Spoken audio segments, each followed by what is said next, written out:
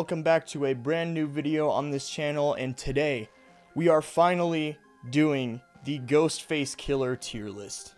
Alright, so for the tier list, we got 12 killers to talk about today, but before we get into the tier list, let me tell you guys about Epidemic Sound. Epidemic Sound is a website and company that specializes in finding soundtracks, bands, all type of audio stuff for your personal or commercial videos.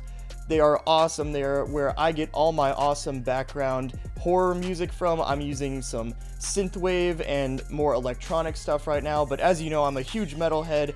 You can find metal on there, you can find electronic, you can find any genre of music that you are looking for to put in your videos. And luckily for you guys, I have a referral link for all of you guys to check out that I will post in the description below. So if you want to find some music that you can use for your personal videos, check that link out. It'll get you 60 days free. Check out Epidemic Sounds. Thank you guys for giving me that referral link. But for right now, let's get into the Ghostface tier list. Alright, as I mentioned before, we got 12 killers to go off of, and we are starting out with Charlie from Scream 4. Now, I really like Charlie's character even before he is revealed to be a Ghostface killer. I think he is kind of, in a sense, the new Randy of Scream 4, but he is far outshined by Kirby, who is just an all-around better character. But as far as his Ghostface reveal goes, I think it's actually pretty good. Kind of recreating the Drew Barrymore's boyfriend character, where he's duct taped into the chair and is asking for help, and Kirby has to play this game with him. So I like the reveal. He gets some decent shots in on main characters and some kills in this film, but as soon as Jill reveals herself to be Ghostface, she kills this dude immediately, making him nothing more than a kind of lapdog, subservient person for her to just kind of control. So his intimidation factor, not too bad. There's definitely worse on this list, so I'm gonna put Charlie in no sequel for you. Next up, we got Detective Bailey from Scream 6. Now, I don't think he actually puts on the ghost-faced robes and kills people like that, but I'm still including him on this list anyway. I will say one thing about his character: the performance of the actor, just kind of the way he delivered his lines, really stuck with me for the first since he was introduced in this film, and I always could tell that there was something off about him, so I was kind of able to pinpoint him as at least some type of killer in the first 15 to 20 minutes of Scream 6. Going beyond that, his intimidation factor, it's definitely there, especially since he's a cop. I mean, he has a fake out kill with Kirby, so I thought that was pretty interesting. And as far as masterminds go, there are definitely worse characters on this list, so he's okay. He's okay. He's not the greatest. I'm going to put him also in no sequel for you, just a little bit lower than Charlie. Next up, we got Amber from Scream 5. Amber is an interesting character. She doesn't get a lot of focus throughout the main story, even after, or even before she is revealed to be a Ghostface killer. She doesn't really have much to do in the film. Her biggest claim to fame is that she is the one that ends up killing Dewey, and I mean, respect, I guess. Like I said, it's a very strange choice, at least in my opinion, to introduce this new character and have her kill such an integral character to the overall story and franchise. So I don't really get exactly what they were going for there, but like I said, respect, I guess, for taking out a main character. But once you get into the third act, she is not intimidating at all. She does not have a lot to do. As I mentioned, she is, again, kind of just the lapdog character for Richie, even though she has a good amount more kills than he does. So she's not terrible. Again, gonna put her in between Charlie and Bailey. Next up, we got Roman from Scream 3. And this, again, a very interesting character here. This is the only singular Ghostface that we have had in this franchise, where he is completely by himself and does not have a partner. So he's a little bit cooler for that aspect. I kind of like that. I also like the technology aspect that he brings. I mean, I'm not a fan of the voice changer in and of itself, but the fact that he has it and is kind of bringing the technology up for Ghostface as a whole, with that and the bulletproof vest, I kind of like that. As far as intimidation goes, he does not have it. He's kind of just whiny and has a bunch of fucking mommy issues throughout this whole thing, but that does play into his motive, which I do think is a little bit overhated. I don't think it's a bad motive at all. He is revealed to be the long lost half-brother of Sidney Prescott, which adds a little bit of a family dynamic in there, which I do kind of enjoy. So Roman, I'm gonna bring up to meta. Next up, we got Richie from Scream 5, and if I'm being honest, I actually like Richie. I think his whole motivation is pretty interesting, talking about toxic fans and toxic fandom, and, you know, the Stab franchise was ruined for them, so they're trying to bring it back. I think if you look at it in terms of not viewing the horror community and world of today, everybody would think that's stupid, but I actually think it's pretty relevant with all the requels and stuff that we're getting. Not saying anything positive or negative about that, just saying in terms of the requel stuff and toxic fandom, I actually think this is a pretty decent motivation and pretty interesting motivation as well. Richie himself is a cool enough character. He was definitely somebody that I had kind of found out or pinpointed as being the killer about maybe halfway through Scream 5, so it wasn't a huge surprise to me, but I thought it was well done, especially for what they were going for and for a new character. So I'm gonna put Richie up in meta with Roman. Next up, we have Ethan from Scream 6. Yeah, Ethan, not much to say about this character. He's a roommate of Chad, I believe, and he's, you know, kind of shown throughout the whole film, but he doesn't really do anything. Again, you know, he kind of just shows up periodically through the movie, and everybody suspects him to be a killer, and yeah, so did I. Again, not much to say about him. Once he is revealed, I think there is some interesting psychotic stuff. It seems like he's enjoying what he's doing. He's enjoying killing people. He really kind of hams it up a little bit, and he is fairly brutal in terms of the Ghostface killer. So with all of that being said, he's still not an interesting character at all, and I was not a fan of the Ghostface reveals in Scream 6 as a whole. I liked the movie, but not a fan of the reveals. So Ethan, cutting room floor. Next up, we have Quinn, also from Scream 6. Now, the motivation for this whole, these three killers in Scream 6 is all rehashing Scream 2's motivation, which is they are trying to get revenge for Richie because he was a part of their family, Richie from Scream 5, and, you know, he was killed in Scream 5. So they're all coming back trying to get revenge, and it just is not a motivation that really sticks with me at all. I mean, it's not the most original motivation out there, and especially with these characters, they just didn't really do anything to really heighten them or make them stand out. It just feels like these three people are killers in this movie, and there was nothing about them that stood out to me. So they really all kind of fit into the same group, but Bailey's a little bit higher, but Quinn also going down to cutting room floor. And now we have the great Billy Loomis, the original Ghostface killer from Scream 1996, and I really love this dude. I think Billy, he's played great by Skeet Ulrich. Such a good character. He's very creepy when he needs to be, and kind of unsettles you throughout the whole movie in a sense. At least for me, I kind of had figured out he was gonna be the killer because it seemed too obvious, and I think that's to an extent what Scream tries to do, kind of like subvert your expectations with the obvious. So you're thinking in your head, oh, Billy can't be the killer, that's way too obvious, but he does end up being that, and you're like, oh, they actually went for it. So that doesn't really bother me. I really like Billy's motivation, the whole backstory with his mom, Sydney's mom, Billy's dad and Sydney's mom, all of that type of stuff.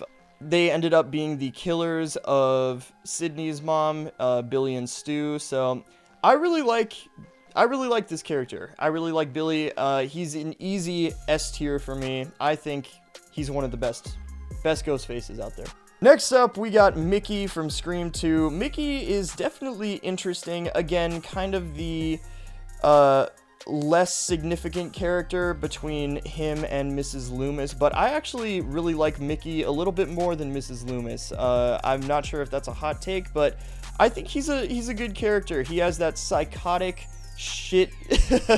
He has that psychotic side to him, and is a very unsettling character at times. You know, he's intimidating. He has some decent kills and decent lines throughout the film.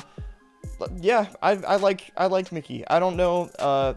His motivation has always confused me a little bit, in that he wants that recognition for killing and to be immortalized through that, and I guess he's gonna have a trial if he does get caught, and, you know, try to blame it on the movies just to get away. So his motivation has always confused me a little bit, but I also think he's a really good character and a really good Ghostface, so I'm gonna bring him up to favorite scary movie.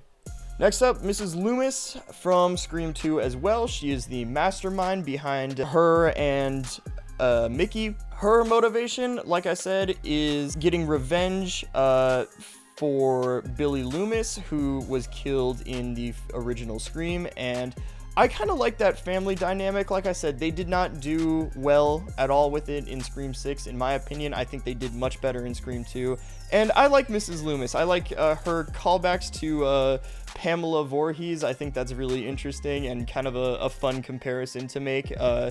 Definitely kind of a nod to Friday the 13th there, which I like seeing, and yeah, she's just kind of crazy. I will say, the way they bring her into the film, she kind of just shows up periodically and seems to be an insignificant character, so that would always make you raise an eyebrow, especially in like some sort of mystery whodunits. They introduce this character who keeps showing back up but doesn't seem to have significance to them. Like I said, can easily be pinpointed as the killer for me personally, but I like Mrs. Loomis. I'm gonna put her just above Richie. Now, we got Stu Macher, the other OG Ghostface, and I love this dude. He's played awesomely by Matthew Lillard, and he really brings that level of performance and comedy, especially when he is revealed to be Ghostface. I mean, just the way he delivers his lines, hilarious and fucking psychotic. This is kind of where you get the ongoing theme throughout Scream, where at least one of the killers is calm and collected, and the other one is totally batshit fucking crazy.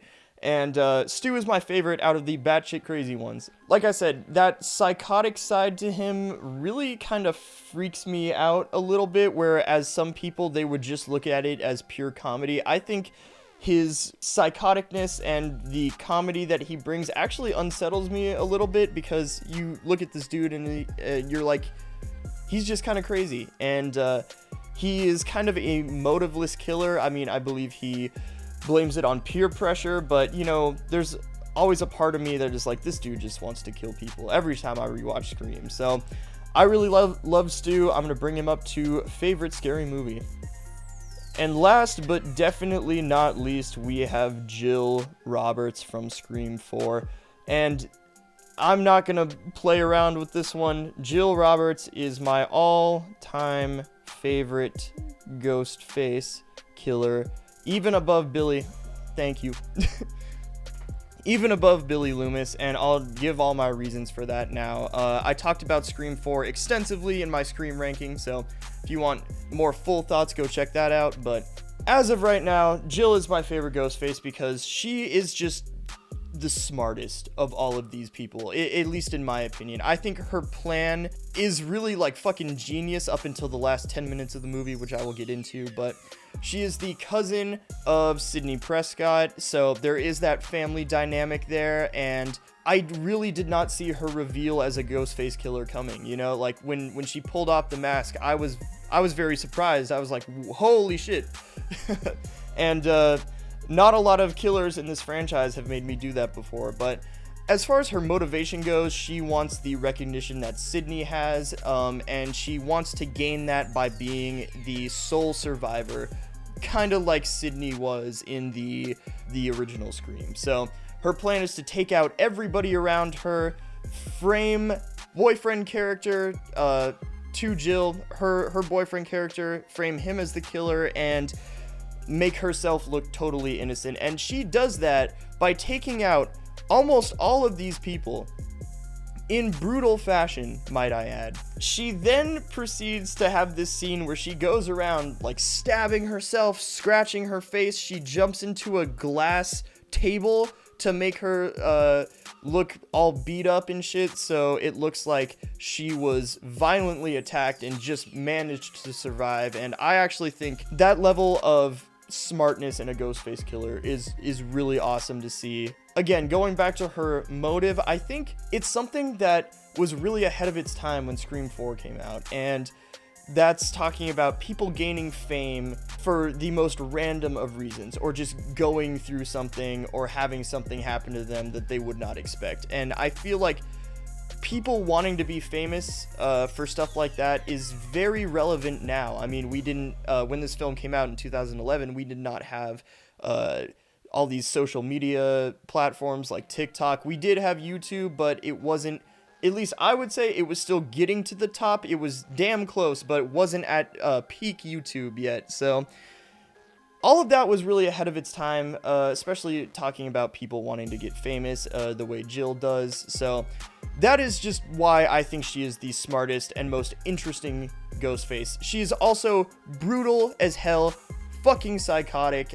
The stuff that she says about, you know, sanity is the new sane, and, you know, talking about killing her mom, crazy shit like that. The only thing that holds her back a little bit for me is the last 10 minutes where Sidney ends up being alive and Jill goes and attacks her in the hospital. As soon as she does that, she's gonna get found out because she's killing Sidney Prescott in cold blood in a hospital.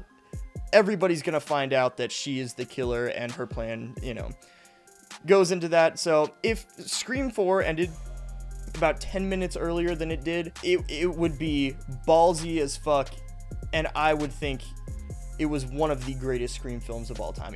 As of right now, it's at my number 2. So if that happened, who knows? But as of right now, what we got, even that last 10 minutes is not enough to hold Jill back for me. I think she's easily the best Ghostface that we have had, but that is just my opinion.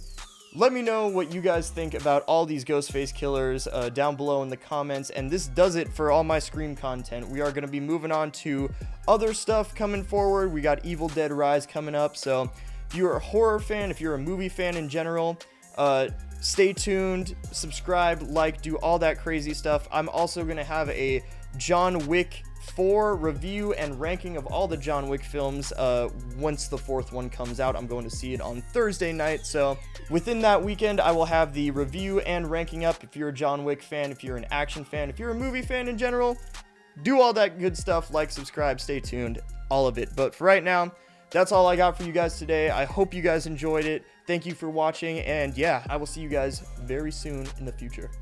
See ya.